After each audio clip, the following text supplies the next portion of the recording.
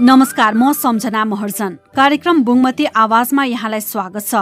यो कार्यक्रम बुङमती खोइचाका स्थानीयको समस्या र समाधानको पहल गर्ने उद्देश्यले तयार गरिएको हो। कार्यक्रम बुङमती आवाज विज्ञान प्रवर्धनका लागि जापान समाज, जेएसपीएन र नेपाल फोस्टर मेटको सहकार्यमा रेडियो सगरमाथाले तयार पारेको हो। यो कार्यक्रम तपाईँ हरेक महिनाको पहिलो र तेस्रो बिहिबार बिहान 8 बजे र यसको पुनः प्रसारण बिहिबार नै बेलुका 7:30 बजे सुन्न सक्नुहुन्छ। साथै www.radiosagramata.org.np र रेडियो सगरमाथाको फेसबुक पेजमा पनि प्रत्यक्षवार रेकर्ड सुन्न सक्नुहुन्छ।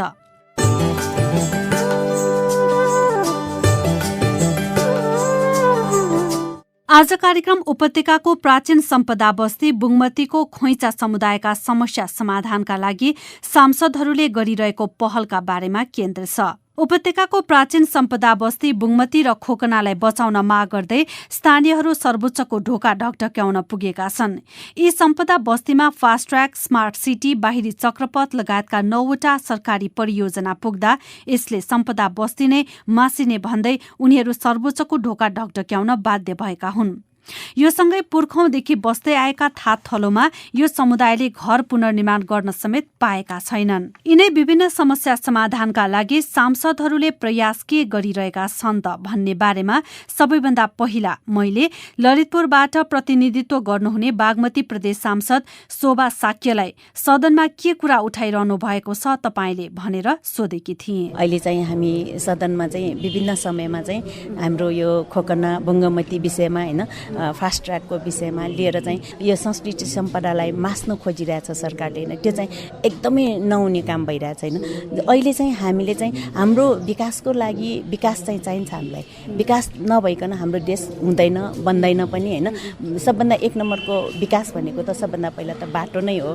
तर बाटो विकास गर्नको लागि चाहिँ नेवारहरूको जुन पहिचान भएको संस्कृति सम्पदालाई बिगारेर बाटो चाहिँ हामीलाई चाहिँदैन। अहिले 9वटा परियोजना सँगसँगै जाँदैछ खोकना, बुङमती लगायतका सम्पदा बस्तीमा हैन।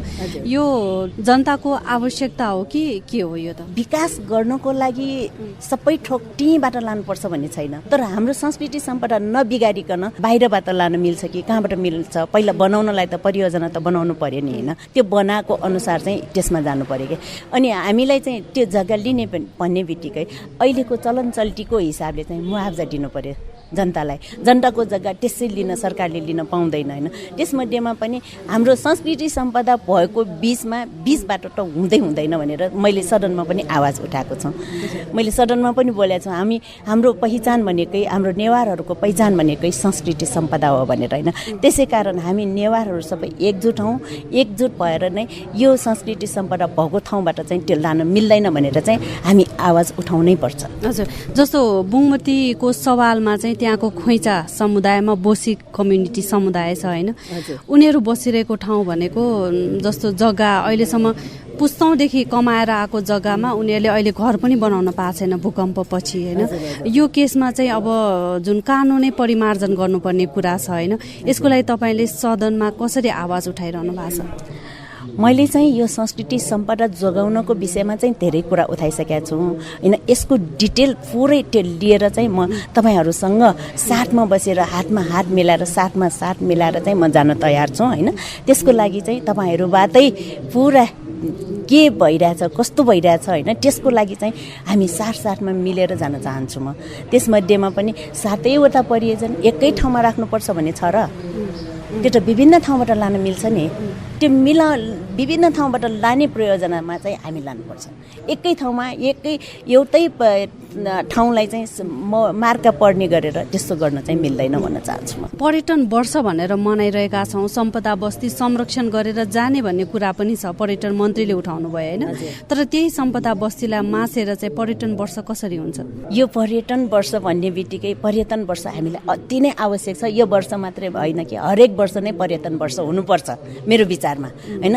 जबसम्म हामी नेपालमा भएको मात्रै खाएर हामीले सकिन्छ त? हामीले जबसम्म विदेशीहरूको डलर आर्जन गर्न सकिँदैन तबसम्म हामी विकास हुन सकिँदैन। किनभने हामीले अन्त हरेक देशमा जाँदाखेरि हामीले देखिरहेछौँ, आन्तरिक पर्यटन होस् या बाह्य पर्यटन होस् होइन, त्यो पर्यटनलाई हामी स्वागत गर्नुपर्छ। उनीहरू हेर्न आउने भनेकै हाम्रो संस्कृति सम्पदा हेर्न आउने हो। उनीहरूलाई त्यो ठुल्ठुलो घर बिल्डिङ उनीहरू कहाँ नै छ, किन आउँछ हाम्रोमा होइन? हामीसँग भएको, हामीसँग सबभन्दा पहिला भनौँ भने बुद्ध जन्मेको देश लुम्बिनीलाई विकास गर्नु पर्यो। त्यस्तै गरेर सबभन्दा संसारमा उच्च हिमाल हामी नेपालमा छ, हिमाललाई त्यो पर्यटनलाई विकास गर्नु पर्यो। त्यस्तै हाम्रो संस्कृति तेस्रो नम्बरमा के छ भन्दाखेरि हामी संस्कृति सम्पदा नै हो। संस्कृति सम्पदालाई जगेर्न नभइकन यो संस्कृति सम्पदा नभएको भए उनीहरू हामी कहाँ किन आउँछ? त्यसकारण त्यो मास्न त पाइँदैन। संस्कृति सम्पदालाई जगेर्न गर्नै पर्छ। त्यसको साथसाथै हामीलाई विकास पनि चाहिन्छ नै। विकासको नाउँमा त्यो संस्कृति सम्पदालाई विकास गर्न चाहिँ हुँदैन भन्छु म। त्यसै कारण मैले सदनमा पनि तपाईँहरूको आवाजलाई लिएर, म जनताको आवाजलाई लिएर बोल्ने गरिरहेको छु। विषय हरेक सम्बन्धमा मैले गुठी विधेयकमा बोलेँ, त्यस्तै खानेपानीको विषयमा बोलेँ होइन, संस्कृति सम्पदाको विषयमा बोलेँ, हाम्रो शिक्षाको विषयमा बोलेँ, हाम्रो यो स्वास्थ्यको विषयमा बोलेँ। हामीलाई हेर्नु न, स्वास्थ्यमा पनि हामी बिरामी भयो भने हामीलाई स्वास्थ्यबाट हामीलाई लुटिरहेको अवस्था छ। यो सरकारको दायित्व हो भन्छु। शिक्षा र स्वास्थ्य जबसम्म सरकारले दायित्व लिँदैन तबसम्म हामी कराइरहन्छौँ। त्यसको लागि हामी लडिरहन्छौँ। त्यसको लागि यो संस्कृति सम्पदा जगेर्ना गर्नको लागि र संस्कृति सम्पदा बचाउ अभियानको लागि र संस्कृति सम्पदा नै हाम्रो नेवारहरूको एउटा पहिचान हो भनेर हामी जान्न चाहन्छौँ। हजुर, अब यो 9वटा परियोजना जाने कुरामा चाहिँ जनताहरू पनि अब परियोजना जान्छ भन्ने त थाहा भइसक्यो, तर यो परियोजना कसरी जान्छ, के गरेर लाँदैछ भनेर जनता अन्योलमा छ। यहाँले चाहिँ यस विषयमा चाहिँ विस्तृत अध्ययन गर्न पाउनु भएको छ कि छैन, अथवा तपाईँहरू पनि अन्योलमै हुनुहुन्छ? अब म चाहिँ प्रदेश सांसद छु होइन, यो परियोजना सबै केन्द्रको हो। त्यस भएर चाहिँ मैले पनि तपाईँहरूले कति बुझेको छ मैले पनि त्यति नै बुझिरहेको छु, त्योभन्दा अलिकति बढी होला होइन। त्यसकारण चाहिँ मैले पनि अध्ययनै गरिरहेको छु। त्यसकारण तपाईँहरूसँग भएको कुनै पनि विषयवस्तु छ भने मलाई दिनुहोस्, म अध्ययन गर्न तयार छु। अब यो जुन समस्या छ त्यो समाधानको लागि चाहिँ कानुनै संशोधन गर्नुपर्ने अथवा तपाईँहरूले नै आवाज उठाउनु पर्ने देखिएको छ होइन। तपाईँहरूले चाहिँ कसरी अब यो समस्याको समाधान गर्नको लागि पहल गर्नुहुन्छ? यसको लागि म अध्ययन गरिरहेको छु। यो कानुन परिमार्जन गर्नु परे पनि हामी तल बस्नु हुँदैन, किनभने हाम्रो संस्कृति सम्पदा मास्ने भनेपछि एउटा पनि मास्न दिनु हुँदैन भन्छु म। किनभने यो विकासको नाममा एकै ठाउँमा परियोजना लगेर त्यो गर्नलाई चाहिँ हामी सबै एकजुट हौँ। एकजुट भएर चाहिँ हामी सरकारलाई त्यो नियम परिवर्तन गर्नु परे पनि, संविधानमा हामीले त्यो लेख्नु परे पनि र विधेयकहरू परिवर्तन गर्नु परे पनि त्यो चाहिँ हामी गर्नै पर्छ। त्यसको लागि म तपाईँहरूको साथमा छु। अहिले मात्र होइन कि पहिला पनि म साथमै छु, पछि पनि साथै हुनेछु। कानून परिमार्जन गरेर भए पनि संस्कृति सम्पदा क्षेत्र र त्यहाँ बसोबास गर्ने समुदायको हक अधिकार स्थापित गर्न लागिरहने बताउँदै हुनुहुन्थ्यो बागमती प्रदेश सांसद शोभा साक्य। बुङमती खोकना बस्ती बचाउनका लागि सरकार कसरी अघि बढ्नुपर्छ त भन्ने बारेमा बताउनुहुन्छ बागमती प्रदेश सभा सदस्य ललितपुर क्षेत्र नम्बर 3 क का सांसद राजकाजी महर्जन। कम्युनिटी बेसिसमा जसरी कार्यक्रम चलाइराख्नु भएको छ र एउटा जनताको आवाज बुलन्द गरेको छ, त्यसको लागि म विशेष धन्यवाद दिन चाहन्छु। बुङमती लगायत खोकना सैन्यु भैँसेपाटी र सिङ्गो एउटा ललितपुर जिल्लाभरिकै एउटा चाहिँ सांस्कृतिक सम्पदा र त्यसपछि त्यहाँको जनसमुदायलाई अप्ठ्यारो पर्ने गरी 2-4 योजनाहरू त्यहाँ गएको छ। त्यो निकै नै स्थानीय जनतालाई त्यसले निकै नै मर्माहत बनाएको छ। जस्तै 132 केबीको लाइन भयो, फास्ट्याग भयो, त्यहाँ अहिले भर्खरै विभिन्न सम्पदाहरू जोडिने गरी मासिने गरी चाहिँ अब आउट अफ रिङ रोडको कुराहरूदेखि लिएर सबै कुराहरू त्यहाँ जसरी अगाडि बढिरहेको छ। म विशेष गरी पहिलो कुरा आउट अफ रिङ रोडको कुरा गर्न चाहन्छु र त्यसमध्ये हामीले आउट अफ रिङ रोड अहिले नयाँ बस्ती र भर्खरै विकसित भएको बस्तीबाट त्यहाँ सम्भावना छैन भन्ने हिसाबले हामी तर्कहरू राख्दै पनि आएका छौँ। सम्बन्धित सरकारी निकाय र त्यसपछि सदनसम्म हामीले पुर्याइराखेकै छौँ।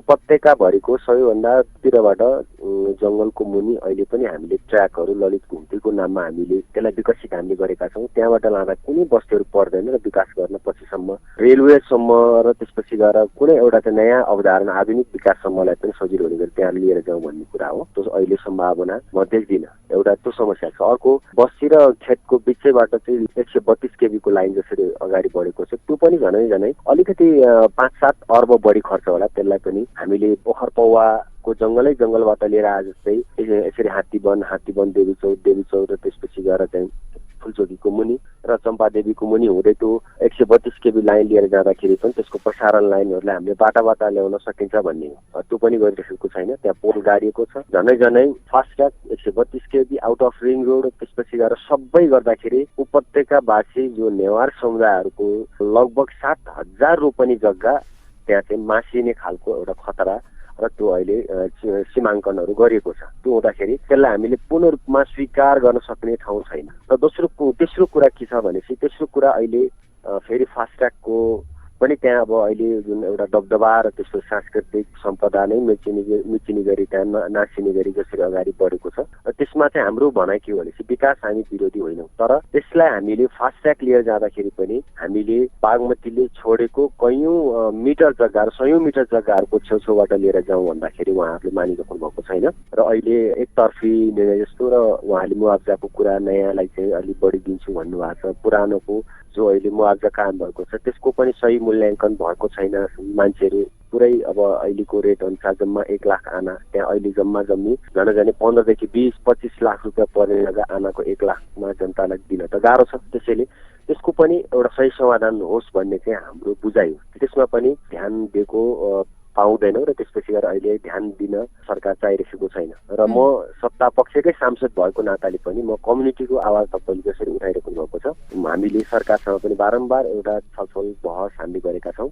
नयाँ चाहिँ अब सिराबाट हामीले यसलाई समाधान गर्नुपर्छ भनेर लागिरहेका छौँ र अहिले भर्खरै त्यहाँको स्थानीय जनताहरू फास्ट ट्र्याकको लागि फास्ट ट्र्याक पीडित भनेर मुद्दासम्म पनि गएका छन्। त्यसैले एउटा यो भयो र तपाईँले जसरी अब मैले पनि सुन्ने गरेको छु तपाईँले बुग्मती आवाज भनेर तपाईँले जुन एउटा विषयवस्तुहरू उत्थान गरिराख्नु भएको छ त्यहाँ भूकम्प पीडितको कार्डबाट उहाँले लिन पाउनु भएको छैन, कुनै सङ्केत छैन, कुनै पूर्जा नभएपछि उहाँलाई गाह्रो भइरहेको छ। तर उहाँहरूले आजीवन त्यसमा सेवा गरेर उहाँहरूले कुनै पनि चिज प्राप्त गरिराख्नु भएको छैन। त्यसैले यी सबै कुरा हेर्दाखेरि अब अहिले बुग्मतीको जुन एउटा आवाजलाई चाहिँ हामीले बुलन्द गर्ने विषयहरू सँगसँगै लिएर जाने कुराहरू पनि छ र हामी स्थानीय जनतासँग पनि एकाकार भएर हामी अगाडि बढिरहेका छौँ। हजुर, यहाँले पनि भन्नुभयो कि बोसी समुदाय भएको खोइचा जहाँ चाहिँ उहाँहरू आजीवन भन्दा पनि पुस्तादेखि चाहिँ उहाँहरूले कमाइराखेको जग्गा जुन चाहिँ अब कृषि पेसाबाट समेत वञ्चित हुनुहुन्छ र भूकम्पपछि घर बनाउन नपाएर अझै पनि सुकुम्बासी भन्दा पनि अझ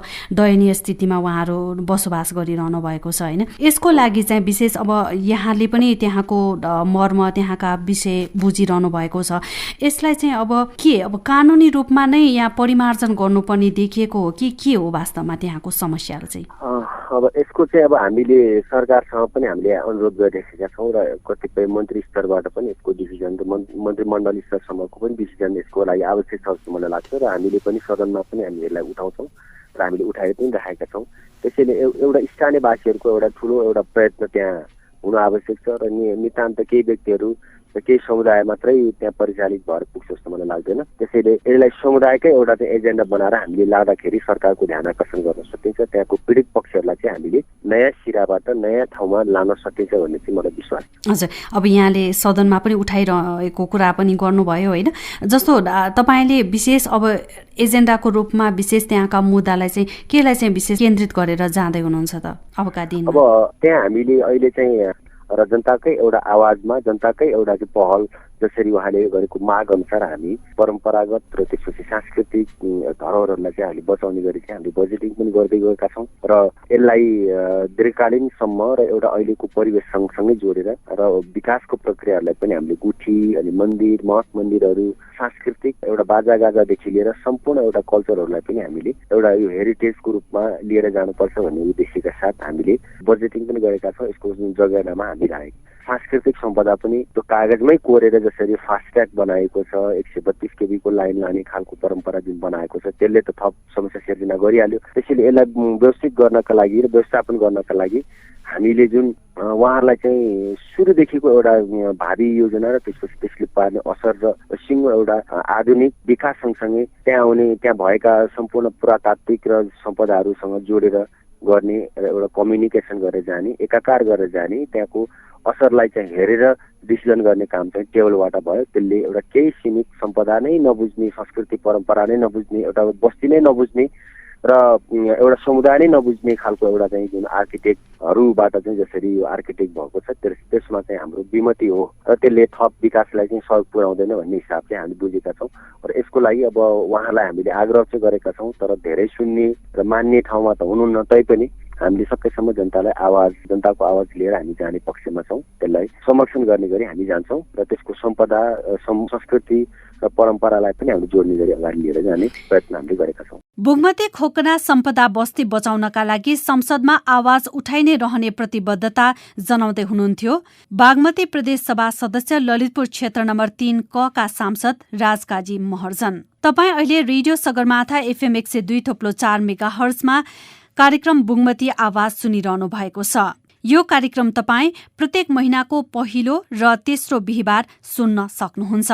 आज कार्यक्रममा हामीले बुग्मतीको खोइचा समुदायको समस्या समाधानका लागि सांसदहरूले प्रयास के गरिरहेका छन् त भन्ने बारेमा चर्चा गरिरहेका छौं। प्राचीन स्मारक संरक्षण ऐनले पनि सम्पदा बस्ती संरक्षण गर्नुपर्ने उल्लेख भएकाले यसलाई सडक र सदनमा उठाउँदै आएको बताउनुहुन्छ प्रतिनिधि सभा सदस्य प्रेम सुवाल। बंगा र खोना भनेको सम्पदा क्षेत्र हो। सम्पदा भनेको मानव समाजको विकासको श्रृङ्खला हो। त्यसकारण बंगा र खोनालाई संरक्षण गर्नुपर्छ। सरकारले 100 वर्षभन्दा बढी पुरानो भएपछि सबै सांस्कृतिक र प्राकृतिक सम्पदालाई संरक्षण गर्नुपर्ने प्राचीन स्मारक संरक्षण ऐनमा पनि उल्लेख छ। त्यसकारण खोना बंगालाई एउटा मानव सभ्यताको धरोहरकै रूपमा स्थापित गरिराख्नुपर्छ नयाँ पुस्ताको लागि। यही विषय हामीले सडक र सदनमा उठाउँदै आएका छौँ। त्यहाँ अहिले फास्ट ट्र्याक, बाहिरी चक्रपथ अनि 1100 भोल्टको केबीको यो विद्युत प्रसारण लाइन अनि यो बागमती कोरिडोर लगायत 9-10 वटा ठुल्ठुला आयोजना यो खोना र बंगा क्षेत्रमा पर्ने भएकोले त्यस्तो आयोजना त्यहाँ राख्नुहुन्न र सम्पदालाई क्षति पुर्याउनुहुन्न भनेर हामीले आवाज उठाएका हौँ। र देशको सन्तुलित विकासको लागि पनि यस्तो संरचना अब काठमाडौँ उपत्यकामा राख्नु आवश्यक छैन। र काठमाडौँ उपत्यका अहिले धुलो, धुवाँ, फोहोर, मैला, खानेपानीको समस्या, सडक जामले आक्रान्त छ। त्यसकारण ठुल्ठुला सहर पश्चिम नेपालमा विकास गर्नुपर्छ र यो खोना बंगालाई संरक्षण गर्नलाई फास्ट ट्र्याक लगायत त्यहाँको 9-10 वटा ठुल्ठुला आयोजना खारेज गर्नुपर्छ सरकारले। र त्यहाँ अरबौं खरबौं रुपियाँ खर्च गर्नुभन्दा पश्चिम नेपालमा ठुल्ठुला सहर विकास गरेर त्यो बजेट खर्च गरेको खण्डमा देशको सन्तुलित विकास हुन्छ। र साथसाथै काठमाडौँमा सबै जिल्लाबाट पढ्नको लागि, उपचारको लागि, रोजगारीको लागि यता आउनै पर्ने जुन अहिलेको स्थिति छ त्यो ठिक छैन। त्यसैले हामीले देशको सन्तुलित विकासको कुरा गरेका हौँ। प्राचीन संरक्षण ऐनको विरुद्धमा चाहिँ अहिले सरकारले विभिन्न परियोजनाहरू लगिरहेको छ। यो परियोजना जाने बित्तिकै चाहिँ सम्पदा बस्तीमा चाहिँ के कस्ता खालका खतराहरू चाहिँ निम्तर्ने देखिन्छ? अब यो फास्ट ट्र्याक लगायत बागमती कोरिडोर, बाहिरी चक्रपथ र अन्य जुन योजनाहरू त्यहाँ राखियो भने खोना र बंगाको प्राचीन सभ्यता समाप्त हुन्छ। त्यसकारण सरकारले यो काम गर्दै हुँदैन भनेर हामीले जोडतोडका साथ उठाएका छौँ र खोना र बंगाका सारा जनता एक भएर सरकारलाई यो सुझाव दिनुपर्छ। कुनै हालतमा पनि खोना र बंगाको सभ्यता बिग्रिने गरी समाप्त हुने गरी योजना नबनाउनु भनेर खोना र बंगाका सबै बासिन्दा सरकारसम्म गएर बरोबर भन्नुपर्छ, सुझाव दिनुपर्छ र ती योजनाहरू सबै रोक्नु आवश्यक छ। नत्र मानव सभ्यताको रूपमा रहेको धरोहरको रूपमा रहेको खोना र बंगाको सम्पदा चाहिँ समाप्त हुनेछ। अब यसले खोकना, बुग्मती लगायतका जुन सम्पदा बस्तीलाई त क्षति पुर्याउने भइहाल्यो, दीर्घकालीन रूपमा नेपालको अर्थतन्त्रलाई, सरकारलाई, राष्ट्रलाई कस्तो खालको असर पर्ने देखिन्छ? नेपालको धेरै ठुलो बजेट यो उपत्यकामै खर्च हुन्छ त्यस्ता ठुल्ठुला योजना सञ्चालन गरेपछि। अनि बाहिर जिल्लाका मान्छेले नेपाल भनेको काठमाडौँ उपत्यका मात्र हो, सारा देशभरिका जनताले कर तिरेको पैसा काठमाडौँमा मात्र खरबौं रुपियाँ योजना सञ्चालन गर्न पाउँछ भनेर बाहिर जिल्लाका जनताको पनि असन्तुष्टि बढ्छ। त्यसैले बाहिरी जिल्लाका जनताको असन्तुष्टि बढ्ने गरी खोना बंगामा मात्र खरबौं रुपियाँ खर्च गर्ने गरी यो फास्ट ट्र्याक, बागमती कोरिडोर लगायत योजनाहरू राख्नुहुन्न भनेर हामीले सरकारलाई सुझाव दिएका हौँ। त्यसकारण खोना बङ्गाका जनता पनि एक भएर सरकारलाई यो कुरा बरोबर भन्न जानुपर्छ। घरमा बसेर हुन्न, भोलि सम्पदा विनाश भइसकेपछि रोएर कराएर हुँदैन। आज हाम्रो पुर्खाले खोना बङ्गाको सम्पदा हजारौं वर्षदेखि हामीलाई हस्तान्तरण गरेर आइराख्नु भएको छ हाम्रो पुर्खा। अब हामीले पनि हजारौं वर्ष पछिसम्मको नयाँ पुस्तालाई खोना र बङ्गाको सम्पदा संरक्षण गरेर दिनुपर्ने भएकोले सारा खोना र बङ्गाका बासिन्दाहरू मिलेर सरकारलाई भन्नुपर्छ। विशेष गरेर बुङमतीको सवालमा कुरा गर्दाखेरि त्यहाँ पुस्तौंदेखि कमाइरहेको जग्गा, मछिन्द्रनाथको जग्गा कमाएर बसेका छन्। उनीहरूको पेसा पनि कृषि हो, तर अहिले भूकम्पपछि 5 वर्ष भइसक्यो, घर बनाउन पाएका पनि छैनन्। भएका जग्गा पनि फास्ट्याग लगायतकाले गर्दाखेरि उनीहरू जमिन विहीन पनि भइसकेका छन्। पुस्तौंदेखि कमाएकाहरूको यसरी जमिन विहीन हुनु चाहिँ आदिवासी जनजातिको आफ्नो अधिकारबाट चाहिँ कसरी वञ्चित भइरहेका छन् त? यसमा चाहिँ तपाईहरूले सदनमा कसरी कुरा उठाइरहनु भएको छ? यो आदिवासी जनजातिको सम्पदाको साथसाथै सारा नेपाली जनताको सम्पदा हो खोना बङ्गा भनेको। त्यसकारण अहिले फास्ट ट्र्याकको काम 10% पनि भएको छैन, अझै 90% काम गर्न बाँकी छ र यो फास्ट ट्र्याकको योजना खारेज गरेर खोना बङ्गाको सम्पदालाई संरक्षण गर्नुपर्छ। र त्यहाँको अब काठमाडौँ उपत्यकामा खुल्ला जग्गै छैन, 80 लाख मान्छे अहिले पुगिसक्यो। यो फास्ट ट्र्याक र बाहिरी चक्रपथ बनेपछि यहाँ 2 करोड मान्छे बस्न मिल्छ। मान्छे अनि सडक र कङ्क्रिटको घर जङ्गल मात्र भयो भने अनि धुलो धुवा प्रदूषणले यहाँको मान्छे कुनै विपद आइपर्यो भने भाग्ने ठाउँ पनि हुँदैन, लुक्ने ठाउँ पनि हुँदैन। त्यसकारण सरकारले यो दीर्घकालीन दूरदृष्टि राखेर यो खोना बङ्गाको फास्ट ट्र्याक योजना खारेज गर्नुपर्छ। बाहिरी चक्रपथ लगायत बागमती कोरिडोर सबै खारेज गर्नुपर्छ। त्यसको पैसा यो खरौँ रुपियाँ पश्चिम नेपालमा सहर विकास गरेर तटस्थ स्थानका मान्छेलाई तटस्थ स्थानमै बस्न पाउने गरी हामीले काम गर्नुपर्छ।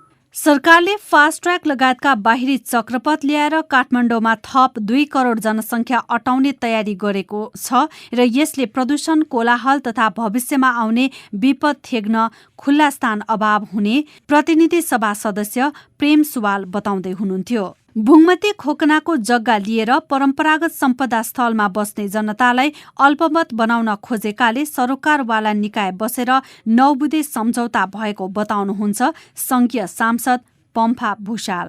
बुङमती खोकनालाई अरू बहु आयोजना लिएर ध्वस्त पारिन्छ। अब बागमती कोरिडोर त्यही छ, त्यसपछि 132 केबीको त्यही छ, आउटर रिङ रोड त्यही भनिएको छ, फास्ट ट्र्याक त्यही भनिएको छ। अब गएर फेरि स्मार्ट सिटी भनेर जनताको 40% जग्गा लिने गरेर 35 देखि 40% जग्गा लिने गरेर अनि स्मार्ट सिटी भनेर चाहिँ अब त्यहाँको जो परम्परागत बस्ती समुदाय छ नि त्यसलाई ध्वस्त पार्ने, अल्पमतमा पार्ने र सिद्ध्याउने जस्तो नियत के हो मलाई थाहा छैन। वस्तुत परिणामले चाहिँ त्यही पुर्याउँछ त्यो ठाउँलाई। सबै पक्ष यो विद्युत प्राधिकरण जसको 132 केबीको लिड गर्छ, अनि बागमती कोरिडोर को लागि चाहिँ बागमती सभ्यता हो, अनि आउटर रिङ रोडको, त्यसपछि यो फास्ट ट्र्याक बनाउने ल्याएको नेपाली सेनाको। हामी सबै पक्ष, हामी जनप्रतिनिधि वडादेखि मसम्म हामी बस्यौं र मैले नै पहल गरेर धेरैचोटिको बसाइमा हामीले चाहिँ 9 बुँदे सहमति बनाएका छौं। त्यसको हामीले विकास विरोधी हामी नबनाऊ, त्यसरी हाम्रै ठाउँमा दियौं भनेर बुङमतीकै अहिलेको महानगरपालिकाको वडा नम्बर 22 मा पर्ने फर्सीडोललाई चाहिँ हामीले त्यो बडोसम्म फाँट छ त्यहाँ दिउँ। त्यहाँ दिएपछि उहाँहरूलाई चाहिने 300 रोपनी जति जग्गा 0 पोइन्ट अनि त्यो आउटर रिङ रोडको चाहिँ एलाइनमेन्ट पनि त्यहाँ लैजाउँ। त्यसपछि फेरि जतिजना जनताको जग्गा त्यहाँ पर्छ उहाँहरूलाई फेरि थप अधिकरण गराउँ र जति जनताको अधिकरणमा पर्छ एउटा प्लानिङ गरौँ र एउटा बस्ती बनाऊँ, त्यहाँ एउटा सहर बनाऊँ। जनताले त त्यो चाहे छैन। हामीले त्यहाँको वडा अध्यक्षले गर्नुभएको छ, जिल्ला विकास समितिको उपाध्यक्ष बुङमती हुनुहुन्छ उहाँले गर्नुभएको छ। त्यसरी हामी बसेर हामीले सल्लाहले नै गर्यौं त्यहाँका गुठीसित उसित बसेर।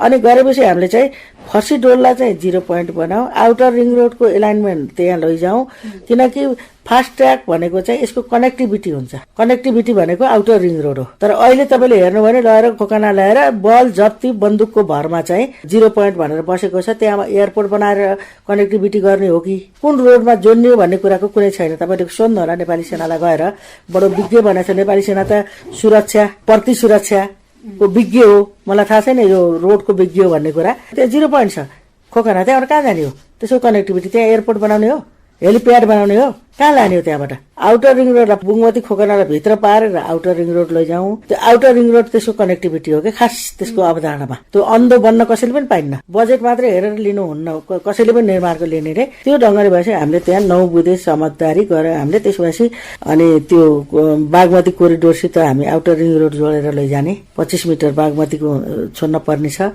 अर्को 25 थपेपछि चाहिँ आउटर रिङ रोड बन्छ 50 मिटरको। यो 9 बुँदे समझदारीमा चाहिँ के छ? एउटा फर्सिडोललाई 0 पोइन्ट बनाउने, आउटर रिङ रोडलाई फर्सिडोल पुर्याउने, बागमती कोरिडोरसित जोडेर अनि फर्सिडोल लैजाने। माथि चोबारसम्म छ त्यो उता भन्ने छ, हामीले चाहिँ बागमती कोरिडोरबाट चोबार लगेर जोड्ने। अनि तेस्रो चाहिँ जग्गा अधिग्रहण गर्दाखेरि थप अधिग्रहण गरेर जसको जसको पर्छ उहाँहरूलाई चाहिँ एउटा घरेरी डेभलप गरेर दिएर बस्ती बनाऊँ, ताकि हिजो भैँसी पार्टी जस्तो अरू 76 जिल्लाका मान्छे आएर बस्ने, भैँसी पार्टीका मान्छेहरूले चाहिँ आवासमा नपाउने जो भएको छ त्यस्तो नहोस्। त्यहाँ हामी एउटा सहरै विकास गरौँ। त्यसपछि जहाँबाट आउटर रिङ रोड हुन्छ 132 केबी पनि त्यहीबाट लैजाउँ आदि भनेर चाहिँ हामीले त्यहाँ गरेछ, समझदारी गरेछ। त्यसो गरेर गएपछि हामीले विकास पनि गर्ने, विकास पनि होस् तर विनाश र विस्थापित हुन नपरोस् भनेर हामीले समझदारी गर्यौं। सेनाकै हेडक्वार्टरमा बसेर गरेको समझदारी हो। सबै परियोजना जाँदा उनीहरू विस्थापित हुँदैन भन्ने चाहिँ के? हुन्न त्यो चाहिँ, किनभने हामी पर लैजाने, त्यहाँ दिन सहमत हुनुहुन्छ, त्यसपछि त्यहाँ थप अधिग्रहण गरेर घरहरू पनि डेभलपमेन्ट गर्ने। अहिले अधिग्रहण गर्दाखेरि अहिलेको उसमा उहाँले दर भावमा मुआवजा पनि पाउनुहुन्छ, तर 1 लाख ब्याग हुन्न भनेर सरकार बसिरहेछ। अहिले अधिग्रहण गर्यो भने अहिलेको रेट हुन्छ, त्यसो त जनता त्यताबाट पनि लाभान्वित हुनुहुन्छ र यता आएर गुठीको जग्गा पनि त्यसमा पर्दैन, गुठी यथावत कायम रहन्छ। अनि किसानको एकदम हराभरा जमिन छ, हिजो आफूले दुःख गरेर मजदुरी गरेर त्यो जमिन नबेचेर नबचाएर छोराछोरी नपढाएर राम्रो उपचार नगरेर बचाएको हराभरा जो जमिन छ त्यो जमिनमा जसरी अहिले मतलब सरकारदेखि माफियासम्मको जुन ढङ्गले आँखा लागेको छ त्यो पनि बच्छ। त्यसो गरेर हामीले सहमति गर्यौं, तर त्यो 9 बुँदेको मसिन नसुक्दै फेरि एकदम बलमिचाइबाट बुगमतीका मतलब 100औं परिवार सुकुम्बासी हुने गरेर अनि जनताको एकदम जोतभोग गरेर खाने जग्गा एकदम सस्तो सिन्कीको मल भनिन्छ सबभन्दा सस्तो, त्यो मलमा चाहिँ क्षतिपूर्ति लिनेवाले नै भने अब यो चाहिँ राजकोषमा जान्छ भनेर धम्काउने गरेर अनि लगेर खोकनामा पहिलेको त्यो त्यहीका जनताको जग्गा अधिग्रहण गरेको खोकनाका जनताको त्यसमा गएर 0 पोइन्ट भनेर राखिराखेको छ। अहिले पनि तपाईँले सोध्नु होला सरकारवालासित, त्यहाँबाट कहाँ जाने हो? हेलिप्याडबाट जाने हो? फास्ट ट्र्याकबाट आएका वाहनहरू साधनहरू त्यहाँबाट एयरपोर्ट बनाउने हो? उनीहरूले मैयानी पनि हक पाउन्नन् भन्दै एकातिर काठमाडौँ बाहिर घर जग्गा भएका मान्छे रोजगार पेसाका निम्ति काठमाडौँ आएर बसेका ठाउँ करोड रुपियाँ आनाको पर्ने ठाउँको जग्गा चाहिँ सुकुम्बासीको नाममा दिने गरेर सरकारले नीति बनाएको छ। तर 1600 वर्ष भनेको निम्नतम 60 पुस्ता भन्दा बढी हो। 60 पुस्ताबाट जोतभोग गर्दै पुस्तान्तर भएर आएको जग्गा चाहिँ त्यहाँका जनताले नपाउने गरेर गरेको छ। यो चाहिँ ठूलो राज्यद्वारा गरिएको अन्याय हो, अत्याचार हो। कानुनी परिमार्जन गर्नुपर्ने नै देखिन्छ हैन? यसको लागि चाहिँ के पहल गर्दै हुनुहुन्छ यहाँ? मैले त अब सरकारले यसको समस्या हल गरोस् हैन, जोतभोग जसको जो जमिन उले पाउनु पर्यो, जसले जोतेको छ जसको जोत उसको पोत भनेर हिजो जनतालाई किसानलाई संगठित आन्दोलित गरेर परिवर्तनमा योगदान गरेका जनतालाई अहिले सुकुम्बासी नबनाइयोस् भनेर मैले उठाइराखेको छु। तर त्यति धेरै सुनवाई चाहिँ भइरहेन। जो सुकुम्बासी छन् उनीहरूले अहिले 30-40 वर्ष बसेर जग्गा पाएर घर ठडाको यही हाम्रो आँखा अगाडि अहिले भूमि सम्बन्धी एउटा ऐन सदनबाट पास भयो, आनाको करोड पर्ने ठाउँमा बसेका मान्छेले त्यहीको त्यही पाउने। 1600 वर्षदेखि भोगजोत गरेका 60-70 पुस्तादेखि पुस्तान्तर हुँदै आएका मान्छे चाहिँ सुकुम्बासी बन्ने। त्यसो गर्दाखेरि सामाजिक न्याय समाजवाद उन्मुख जाने भनेर जतातिर भनिराखेका छौं, त्यसको विपरीत हुने गरेर चाहिँ सरकारले बलमिचाइ गर्दैछ। जनताको इच्छा छैन, आकांक्षा छैन, त्यो प्रकारले गरेको छ र जनताको इच्छा आकांक्षाहरू मेरो पनि छैन। संसदमा कस्तो खालको पहल गर्नु? त म त कुरा उठाइछु मैले, प्राय मैले चाहिँ खोकना बुगमतीको विषयलाई नै बोलेको छु। बरु म सुनवाई हुन्न नि किन बोल्ने हैन, त्यो जस्तो गरेर मैले पटक पटक उठाएको छु। मुख्य गरेर अहिले नेपाली सेनाले जिम्मा लिएको फास्ट ट्र्याक त्यसको नेतृत्व गर्ने रक्षा मन्त्री ईश्वर पोखरेलज्यू, उहाँसित 1-2 पटक कुरा गर्यो। त्यसपछि उहाँ चाहिँ एकदमै अनसुनाई जस्तो गरेर त्यो विषय उठाउँछन् कि भनेर सुन्न पनि इच्छुक हुनुहुन्न। कुनै जवाबदेहिता र जिम्मेवारी त मैले देखेको छैन। तर मैले मेरै पार्टीको सरकार हो, मेरो पार्टीको सरकारले सुनेको छैन, म क्षमा चाहन्छु, तर म अन्तिमसम्म तपाईँहरूकै पक्षमा लड्छु भनेर भनेको छु मैले। सुकुम्बासी बस्तीमा 2-3 दशकदेखि बसेकाले लाल पूर्जा पाइसकेका छन्, तर भूमि सम्बन्धी ऐनले गरेको विभेदका कारण 60-70 पुस्तादेखि बस्दै आएको थाथलोबाट उठीबास हुनुपर्ने अवस्था आएको संघीय सांसद पम्फा भूषाल बताउँदै हुनुहुन्थ्यो। कानून परिमार्जन नभइकन गुठीको जग्गामा बसेका आदिवासी समुदायको हक स्थापित हुन नसक्ने भएकाले गुठी विधेयकलाई परिमार्जन गरेर ल्याउनै पर्ने आवाज पनि उठ्न थालेको छ। बुङ्मती खोइचाका समुदायले भूकम्प गएको 5 वर्ष बित्दा पनि घर पुनर्निर्माण गर्न पाएका छैनन्। गुठीको जग्गाका कारणले उनीहरूले भूकम्प गएको 5 वर्ष बित्दा पनि घर बनाउन नपाएका हुन्। उनीहरूका यी समस्या समाधानका लागि हामीले बुङ्मतीको खोइचामा पुगेर छलफल कार्यक्रम राखेका थियौं। स्थानीय र सरोकारवाला निकाय बीच भएको यो छलफल कार्यक्रमलाई लिएर यो महिनाको तेस्रो बिहीबार 20 गते यही समयमा उपस्थित हुनेछौं। आजलाई भने कार्यक्रमको अन्त्यतिर आइपुगिसकेका छौं। कार्यक्रम सुनेर तपाईँ हामीलाई प्रतिक्रिया दिन सक्नुहुन्छ। यसका लागि rsbranch@gmail.com वा रेडियो सगरमाथाको फेसबुक पेजमा गएर बुङ्मती आवाज कार्यक्रममा आफ्ना सुझावहरू लेख्न सक्नुहुन्छ। साथै 5153 081 र 5153 100 मा पनि सुझाव दिन सक्नुहुन्छ। आजलाई भने कार्यक्रम बुङ्मती आवाजबाट म सम्झना बिदा हुन्छु। नमस्कार।